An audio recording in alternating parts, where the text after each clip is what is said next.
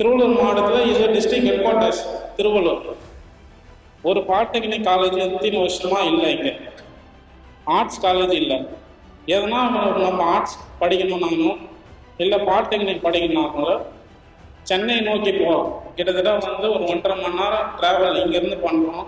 அண்ணனுக்கு ஒரு வேண்டுகோள், May 4th அன்னைக்கு எம்எல்ஏ ஆகிட்ட பிறகு மாணவர்கள் தான் அடுத்த கட்ட தலைவர்கள். அந்த மாணவர்களுக்கு தரமான கல்வியை அண்ணன் கொடுக்கணும்.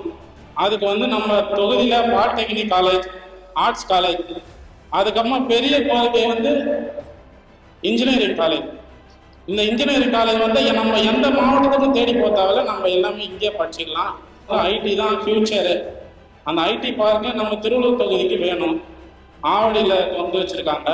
அதுக்கு காரணம் ஆவடியில் ஒரு அமைச்சர் இருக்கிறதுனால அங்கே எடுத்துன்னு போயிட்டார் எல்லாத்தையுமே. நம்மளுக்கு ஒரு 10 ஆண்டுகளாக இங்கே அமைச்சரே கிடையாது. அது அண்ணா இங்கே நம்ம வெற்றி பெற்றார்னா அவர் தான் இந்த தொகுதியோட முதல் அமைச்சராக இருப்பார். இந்த மாவட்டத்தோட முதல் அமைச்சராக இருப்பார். அவர் தான் இருப்பார்.